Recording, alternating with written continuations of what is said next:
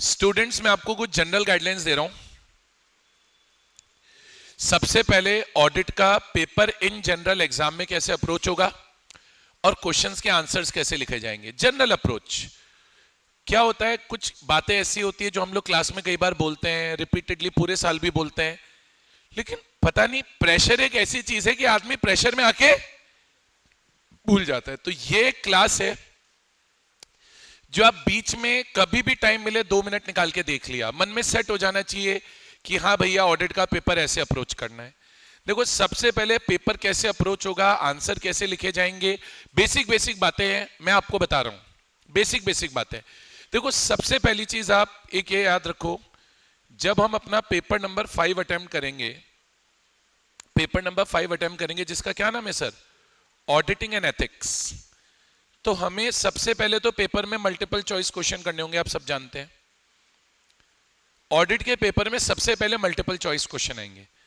Multiple choice question में क्या होगा, पहला क्वेश्चन तो आएगा केस बेस्ड क्वेश्चन, पहला क्वेश्चन तो आएगा केस बेस्ड क्वेश्चन, और कुछ आएंगे डायरेक्ट क्वेश्चंस, कुछ आएंगे डायरेक्ट क्वेश्चन। तो देखो, सबसे पहले क्लियर कट गाइडलाइन सभी बच्चों को मैं ये दे रहा हूं, clear cut case based question अगर आ रहा है तो केस को पढ़ने में टाइम बाद में इन्वेस्ट करें। केस बेस्ड क्वेश्चन के जो एमसीक्यूज हैं वो पहले पढ़ ले। कई बार मैंने ऐसा देखा है और बहुत बार मैंने ऐसा देखा है कि बिना केस स्टडी को पढ़े ही एमसीक्यू अटेम्प्ट हो जाते हैं। बच्चा क्या कर रहा होता है, पूरा केस बेस्ड क्वेश्चन पढ़ रहा होता है और फिर एमसीक्यू करने जाता है, उसके 10 मिनट निकल जाते हैं। क्या ध्यान रखना है, पहले क्वेश्चन पढ़ लो। क्या पता कुछ क्वेश्चंस तो ऐसे हो जो डायरेक्टली अटेम्प्ट हो जाएं, तो उनको तो डायरेक्टली अटेम्प्ट करो। अच्छा, एक और चीज, क्वेश्चन पहले पढ़ने क्यों बोल रहा हूं, क्वेश्चन पहले पढ़ लो सारे, ऑप्शन मत पढ़ो उनके, सिर्फ क्वेश्चन पढ़ लो। फिर जब आप केस बेस्ड स्टडीज को पढ़ोगे, जब केस को पढ़ोगे, जो सिचुएशन आई है उसको पढ़ोगे, तो जो क्वेश्चन हमने पढ़ के रखे हैं उसको ध्यान में रखते हुए पढ़ो। जैसी केस पढ़ते पढ़ते अच्छा मैंने ये वाला क्वेश्चन तो पीछे पढ़ के रखा और उसका आंसर इस वाले पॉइंट से हो रहा है, खटैक से कर दिया। होता क्या है, जब हम केस पढ़ रहे होते हैं बिना क्वेश्चंस पढ़े, तो वो अंधेरे में तीर चलाने जैसा है। केस पढ़े जा रहे, पता नहीं इस केस का करना क्या है। बेटर क्या है, पहले क्वेश्चन पढ़ लो। कुछ क्वेश्चन तो डायरेक्टली हो जाएंगे, कुछ क्वेश्चन नहीं भी होंगे, पर जब केस पढ़ोगे क्वेश्चन पढ़ने के बाद तो क्लियर आइडिया रहेगा कि कौन से क्वेश्चंस को ध्यान में रखते हुए मुझे ये केस पढ़ना है।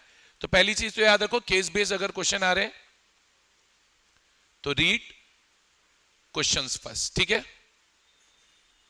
और डायरेक्ट क्वेश्चंस आ रहे हैं तो ठीक है, डायरेक्ट क्वेश्चन तो करना ही है।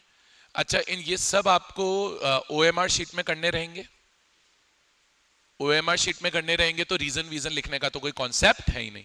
और टोटल कितने मार्क्स के एमसीक्यू रहेंगे, 30 मार्क्स के रहेंगे, ठीक है सर। उसके बाद आएगा पेपर का डिस्क्रिप्टिव पार्ट, ठीक है। अब देखो, डिस्क्रिप्टिव पार्ट में सबसे पहले तो ये समझो 70 मार्क्स का डिस्क्रिप्टिव पार्ट आ रहा है, बिल्कुल आ रहा है सर, ये तो हमें पता है। 70 मार्क्स का डिस्क्रिप्टिव पार्ट आ रहा है, 70 मार्क्स का डिस्क्रिप्टिव पार्ट आ रहा है। कितने मार्क्स का, 70 मार्क्स का। अब देखो, डिस्क्रिप्टिव पार्ट में क्या रहेगा, डिस्क्रिप्टिव पार्ट में क्या रहेगा मैं आपको बताता हूं। कुछ तो डायरेक्ट क्वेश्चंस रहेंगे। अब डायरेक्ट क्वेश्चंस में तो ठीक है भैया, जो पूछा है वो लिखना ही है, और कुछ रहेंगे बेटा केस बेस्ड क्वेश्चंस। जो केस बेस्ड क्वेश्चंस हैं उनको करने की अप्रोच स्टैंडर्ड है ऑल अक्रॉस। प्रोविजन पहले लिखे जाएंगे, आप क्वेश्चन पढ़िए, क्वेश्चन में कौन सा प्रोविजन अप्लाई हो रहा है वो देखिए। फिर फैक्ट्स लिखे जाएंगे जिसमें क्वेश्चन की एक छोटी समरी बनानी होगी, और एंड में बच्चों क्या लिखे जाएंगे, कंक्लूजन। प्रोविजन में जो प्रोविजन अप्लाई हो रहा है वो, फैक्ट्स में क्वेश्चन की एक छोटी सी समरी, और फिर एक कंक्लूजन। कंक्लूजन इस बात पर डिपेंड करेगा कि क्वेश्चन ने पूछा क्या है, कंक्लूजन इस बात पर डिपेंड करेगा कि क्वेश्चन ने पूछा क्या है। क्लियर है। अच्छा, अब एक चीज बताता हूं, मेरे को पता है ये बात मैं 100 बार बताऊंगा, बता चुका हूं, बताता रहूंगा, हम भूल जाते हैं, प्रेशर ऐसी चीज हम भूल जाते हैं सर। केस बेस्ड क्वेश्चन में ऑडिट के अंदर स्पेशली, ये बाकी सब्जेक्ट्स के लिए ट्रू नहीं है, ऑडिट के लिए है। कई बार ऐसा होता है बड़ा सा केस बनाते हैं, पर जो पूछ रहे होते हैं उसमें वो बिना केस पढ़े हो रहा होता है।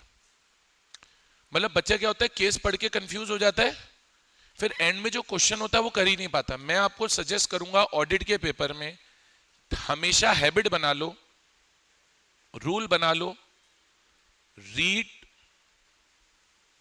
what has been asked in question first. पहले ये रीड करो क्वेश्चन हमसे पूछ क्या रहा है. Read what has been asked in question first and then read the case study. फिर केस स्टडी को रीड करो. कई बार ऐसा होगा केस स्टडी को पढ़ने की जरूरत ही नहीं पड़ेगी और केस स्टडी को पढ़ के जो कंफ्यूजन आने होंगे वो आएंगे नहीं. लिखेगा राम यहां भग गया, वो यहां भग गई, ये हो गया, वो ये हो गया, वो ये फलाना, ये वो धमाका. फिर एंड में बोलेगा अरे ऐसे 200 का सवाल का आंसर कर दो. तो भैया बेटर क्या है, पहले क्वेश्चन की लास्ट लाइंस पढ़ लो. लास्ट 2-3 लाइनें होती हैं, उनमें पता चल जाता है क्वेश्चन पूछ क्या रहा है. तो कई बार तो सिर्फ वो पढ़ने से ही सवाल हो जाता है. वो पढ़ने से नहीं हो रहा है सवाल तो पढ़ो ना केस. कौन मना कर रहा है. टाइम भी बचेगा और आंसर एक्यूरेट होने के चांसेस भी बनेंगे. ये मेरा 10 साल 11 साल का जो एक्सपीरियंस है ऑडिट को पढ़ाने का, उसका निचोड़ बता रहा हूं मैं तुम्हें. ट्रस्ट मी, ऑडिट के ज्यादातर केस बेस्ड क्वेश्चन सिर्फ लास्ट की 2 लाइन पढ़ के हो जाते हैं. सिर्फ लास्ट की 2 लाइन पढ़ के हो जाते हैं. पूरा सवाल पढ़ना ही नहीं पड़ता. Make it a habit, make it a habit कि केस बेस्ड क्वेश्चन की पहले आखिरी 2 लाइनें पढ़ेंगे फिर कुछ और करेंगे. और ये क्लास जो मैं आपको अभी बता रहा हूं बार बार बार बार बार बार देखो जिससे चीजें माइंड में सेट रहें. कई बार क्या होता है एग्जाम टाइम पे भूल जाते हैं यार, इंसान है भूल जाता है, प्रेशर है ना. अच्छा, अब चाहे केस बेस्ड क्वेश्चंस हो चाहे डायरेक्ट क्वेश्चंस हो, कुछ कॉमन पॉइंट्स याद रखिए. अगेन गलतियां करते हैं. Right answers in bullet points. Answer points में लिखिए, पैराग्राफ में मत लिखिए. चाहे केस बेस्ड क्वेश्चन हो चाहे डायरेक्ट क्वेश्चन हो, right answers in bullet points. आपके आंसर बुलेट पॉइंट्स में ही होने चाहिए. क्वेश्चन करते वक्त ये ध्यान रखिए. ऐसे नंबर एंड नेम दोनों लिखने इंपॉर्टेंट होते हैं. अगर कोई क्वेश्चन स्टैंडर्ड का है तो स्टैंडर्ड का नेम और नंबर दोनों लिखने पे फोकस करिए. ठीक है, एक ये चीज याद रखिए, एक चीज याद रखिए, इनकॉर्पोरेट करने की कोशिश कीजिए जितना पॉसिबल हो. Incorporate keywords and technical terms. Keywords और टेक्निकल टर्म्स अपने आंसर में इनकॉर्पोरेट करने की कोशिश कीजिए. Exact language is not important. ICI के मटेरियल की एग्जैक्ट लैंग्वेज लिखना इंपॉर्टेंट नहीं है, लेकिन आईसीआई के मटेरियल की जो कीवर्ड्स हैं या जो आईसीआई के मटेरियल के टेक्निकल टर्म्स हैं वो आपके आंसर में इनकॉर्पोरेट होने चाहिए. और ये आप फॉलो नहीं करते हैं, करेंगे तो बहुत फायदे में रहेंगे. ट्रस्ट मी, फायदे में रहेंगे. Underline important points. और ये आज से हैबिट बनाएं, कल से हैबिट बनाएं, जब से भी हैबिट बनाएं, हैबिट होनी चाहिए underline important points. Underline important points. ठीक है. अच्छा, एक चीज और जो आंसर लिखते वक्त बहुत इंपॉर्टेंट है, जो अपने को ध्यान रखनी है. स्टार्ट योर आंसर, या ऐसे बोल सकता हूं मैं, आपको सिंपल बोल रहा हूं, attempt paper from your strongest question. जो क्वेश्चन आपको बहुत अच्छे से आता है उससे अपना पेपर स्टार्ट कीजिए. पेपर हमेशा बेस्ट टू वर्स्ट के सीक्वेंस में करना है अपने को. पेपर हमेशा बेस्ट टू वर्स्ट के सीक्वेंस में करना है. अगर आप पेपर बेस्ट टू वर्स्ट के सीक्वेंस में नहीं करेंगे आप फंस जाएंगे. लास्ट अभी होता क्या है, हम लोग एफएलटीज लेते हैं, फुल लेंथ टेस्ट लेते हैं. आप लोग, कई लोग मिस कर जाते हैं. चलिए कोई बात नहीं, मिस कर दिया, अभी तो ठीक है, हमें तो पेपर में पास होना है, हमें तो पेपर में मार्क्स लाने हैं. तो अब दिक्कत यह आ जाती है कि हमें तो कई बार पेपर का पैटर्न ही नहीं पता.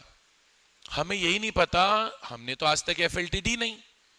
क्यों नहीं दी सर? सर बस नहीं दी सर, हम तो आलस मार गए सर. तो कोई बात नहीं, आपने एफएलटी नहीं दी, कोई बात नहीं. पेपर का एक जनरल पैटर्न मैं आपको क्लियर कर देता हूं. जनरल पैटर्न जो हमारा पेपर का आना है, जनरल पैटर्न. ठीक है, सबसे पहले तो याद रखना पेपर का पार्ट 1 आएगा. पेपर का पार्ट 1 आएगा एमसीक्यू, जो मैं ऊपर बता चुका हूं. ओएमआर शीट आएगी और ये आपको 30 मार्क्स का आएगा. ठीक है, इसमें केस बेस्ड क्वेश्चन भी आता है, एमसीक्यू में भी केस बेस्ड क्वेश्चन आता है और डायरेक्ट क्वेश्चन भी आते हैं. ठीक है, आजकल ज्यादातर जो एमसीक्यूज आ रहे हैं वो केस बेस्ड क्वेश्चंस ही आते हैं. ठीक है, उसके बाद जो पेपर का पार्ट 2 होता है, हमेशा पार्ट 1 एमसीक्यू आएगा और पार्ट 2 डिस्क्रिप्टिव आएगा पेपर में. पार्ट 2 डिस्क्रिप्टिव आएगा। डिस्क्रिप्टिव पार्ट में ध्यान रखिएगा कि क्वेश्चन नंबर 1 कंपलसरी रहेगा, वो आपको करना रहेगा, भूल जाते हैं हम लोग ये सब बातें। क्वेश्चन नंबर 1 कंपलसरी होता है और उसके बाद क्या होता है पेपर में क्वेश्चन नंबर 2 से लेकर 6 क्वेश्चंस तक होते हैं।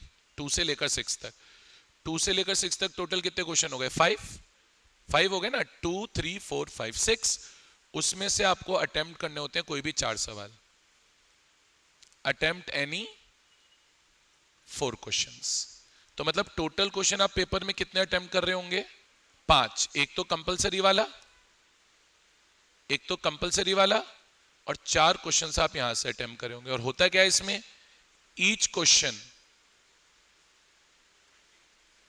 Is of 14 marks. Her question 14 number का होता है, ठीक है। तो टोटल कितना होगा? बाय डिफॉल्ट 14 मार्क्स का एक क्वेश्चन है, 5 क्वेश्चन आप टोटल कर रहे हैं, 70 मार्क्स। ऐसे करके आपका पेपर आएगा। तो ये पेपर का पैटर्न आपको एकदम क्लियर होना चाहिए। ये मैंने सिर्फ आपके लिए बताया, मैं ये बातें कई बार बता चुका हूं, बताता रहूंगा। लेकिन क्या होता है, एग्जाम का प्रेशर ऐसा होता है कि हम ये चीजें भूल रहे होते हैं। और इनमें से कई बातें ऐसी हैं जो अगर अपन ने फॉलो कर ली तो पेपर में 4-5 नंबर का फर्क पड़ जाता है। और वो 4-5 नंबर ही कई बार पास और फेल का डिफरेंस होता है। इसलिए बोल रहा हूं इसे ध्यान